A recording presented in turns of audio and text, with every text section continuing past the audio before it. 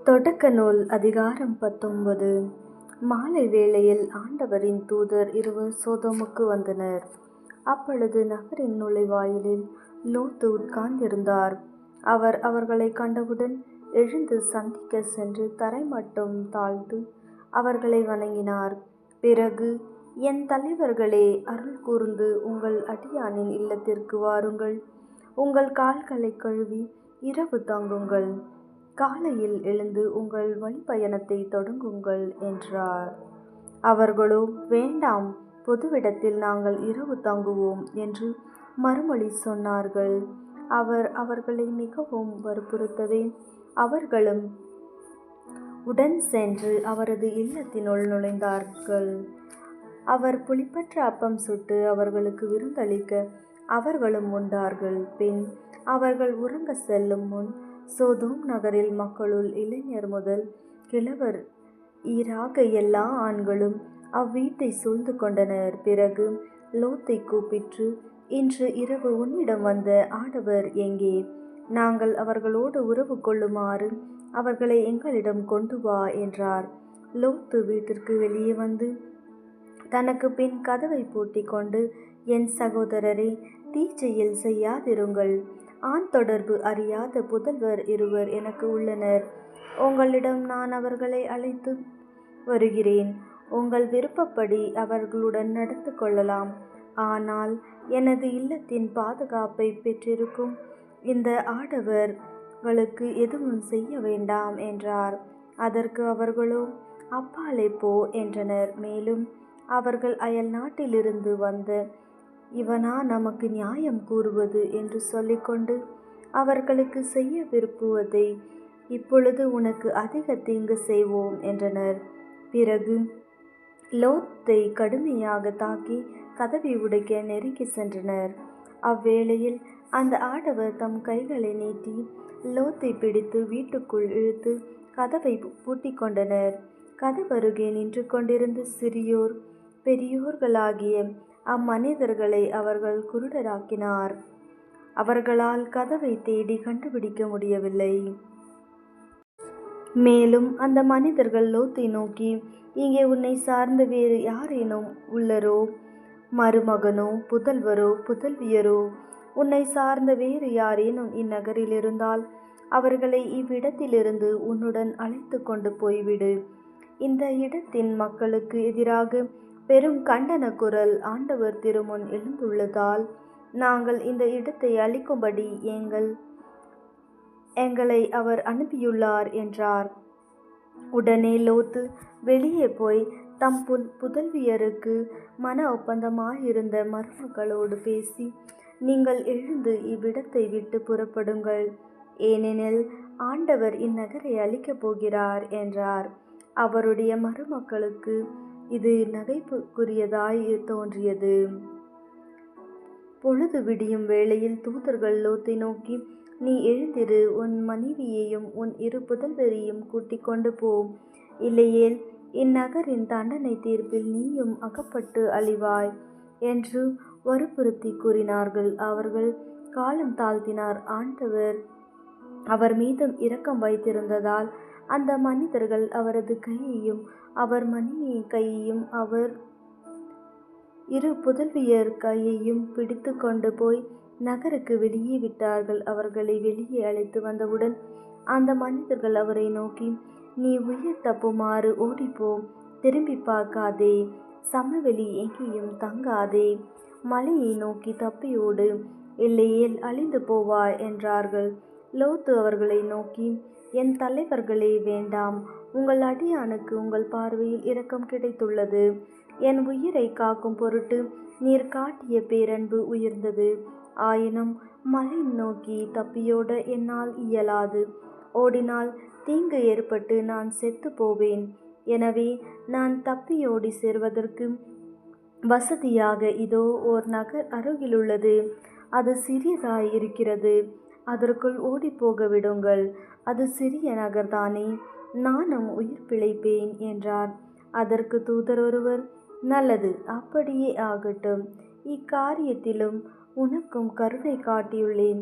நீ கேட்டிட்டபடி கேட்டபடி அந்நகரை நான் அழிக்க மாட்டேன். நீ அங்கு விரைந்தோடி தப்பித்துக்கொள். நீ அங்கு சென்று சேருமட்டும் என்னால் ஒன்றும் செய்ய இயலாது என்றார். இதனால் அந்த நகருக்கு சோவார் என்றும் பெயர் வழங்கிற்று. லோத்து சோவாரை அடைந்த பொழுது கதிரவன் மண்ணுலகின் மேல் உதித்திருந்தான். அப்பொழுது ஆண்டவர் வானத்திலிருந்து சோதோம் கொமோரா நகர்களின் மேல் காந்தமும் நெருப்பும் பொழிய செய்தார். அந்நகர்களையும் அவற்றை சுற்றியிருந்த சமவெளி முழுவதையும் அழித்தார். நகர்களில் வாழ்ந்த அனைவரையும் நிலத்தில் தளிர்த்தனவற்றையும் அழித்தனர். அப்பொழுது லோத்தின் மனைவி திரும்பி பார்த்தாள். உடனே உப்புத்தூணாக மாறினாள். ஆபிரகாம் காலையில் எழுந்திருந்து தாம் ஏற்கனவே ஆண்டவர் திருமுன் நின்ற இடத்திற்கு போனார். அவர் சோதோமையும் கொமோராவையும் சூழ்ந்திருந்த நிலப்பகுதியையும் நோக்கி பார்த்தபொழுது சூளையின் புகைபோல் நிலப்பரப்பிலிருந்து புகை கிளப்பி கடவுளின் சமவெளி நகர்களை அழித்த பொழுது ஆபிரகாமை நினைவு கூர்ந்தார். எனவே லோத்து குடியிருந்த நகர்களை அழித்த பொழுது கடவுள் அவரை காப்பாற்றினார். லோத்து சோவாரை விட்டு வெளியேறி மலைக்கு சென்று குடியேறினார். சோவாரில் குடியிருக்க அஞ்சியதால் தம் 2 புதல்வியருடன் ஒரு குகையில் வாழ்ந்து வந்தார். அப்பொழுது மூத்தவள் இளையவளை நோக்கி, நம் தந்தை வயது முதிர்ந்தவர். உலகெங்கும் உள்ள வழக்கிற்கேற்ப நம்மை மணந்து நம்முடன் உறவு கொள்ளுமாறு இப்பகுதியில் வேறு ஆடவர் எவரும் இல்லை. வா, நம் தந்தையை திராட்சை மது குடிக்க வைத்து அவருடன் உறவு கொள்வோம். இவ்வாறு நம் தந்தையின் மூலம் வழிமரப்பை காத்து கொள்வோம் என்றாள். அவ்வாறே அன்றிரவு தங்கள் தந்தையை திராட்சை மது குடிக்க வைத்தார்கள். பிறகு மூத்தவள் உள்ளே நுழைந்து தன் தந்தையுடன் படுத்து கொண்டதோ அவள் எழுந்து சென்றதோ அவருக்கு தெரியாது. மறுநாள் மூத்தவள் இளையவளை நோக்கி, நேற்றிரவு என் தந்தையோடு நான் படுத்து கொண்டேன். இன்றிரவு அவ்வாறே அவரை திராட்சை மது குடிக்க வைப்போம். நீ சென்று அவருடன் படுத்துக்கொள். இவ்வண்ணமாக நம் தந்தையின் மூலம் வழிமரப்பை காத்து கொள்வோம் என்றாள்.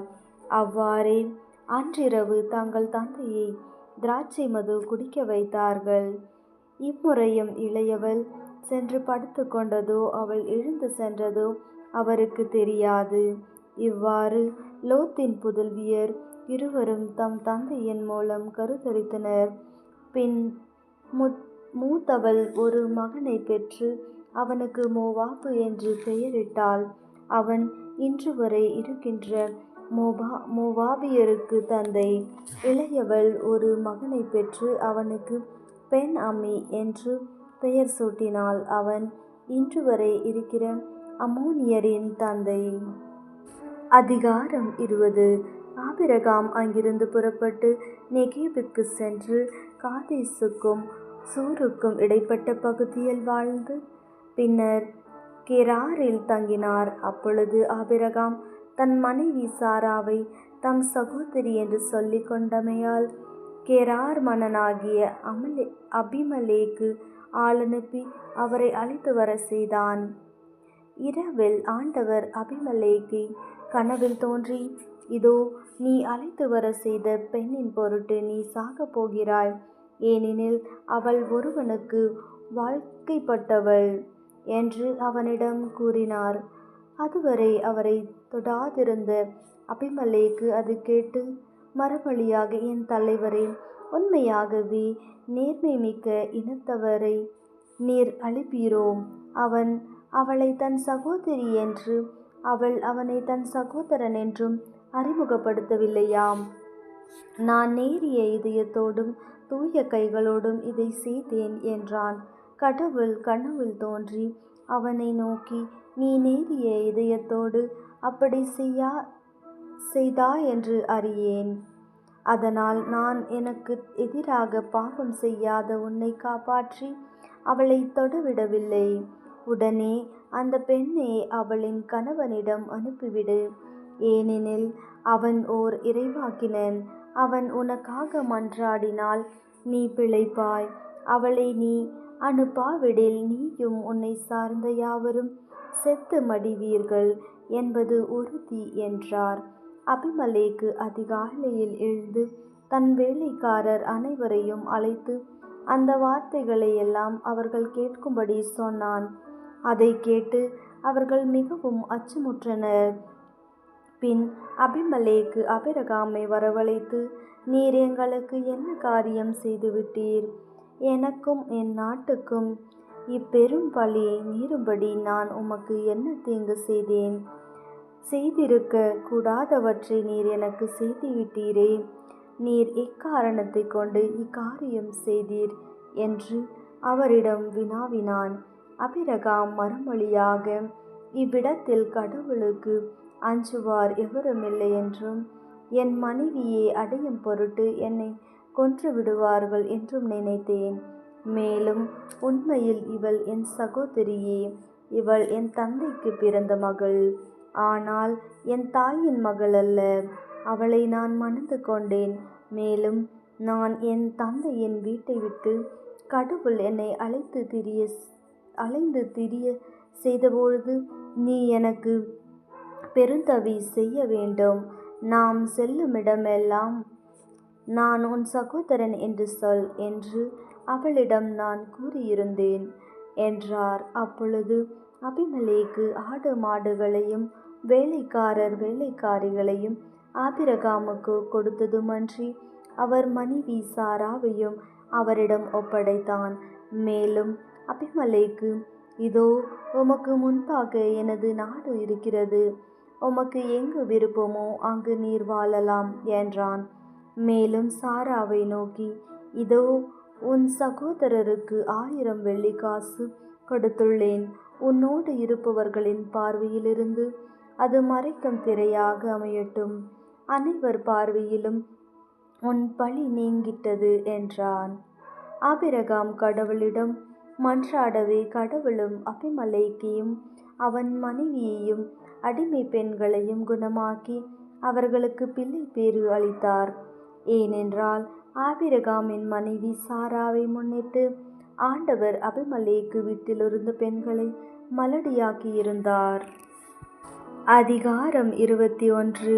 ஆண்டவர் தாம் கூறியிருந்தபடி சாராவை கண்ணோக்கினார். ஆண்டவர் தம் வாக்குறுதிக்கேற்ப சாராவுக்கு செய்தருளினார். கடவுள் வாக்களித்தபடி குறிப்பிட்ட அதே காலத்தில் சாரா கருத்தாங்கி ஆபிரகாமுக்கு அவரது முதிர்ந்த வயதில் ஒரு மகனை பெற்றெடுத்தார். ஆபிரகாம் தமக்கு பிறந்த சாரா தமக்கு பெற்று கொடுத்த மகனுக்கு ஈசாக்கு என்று பெயரிட்டார்.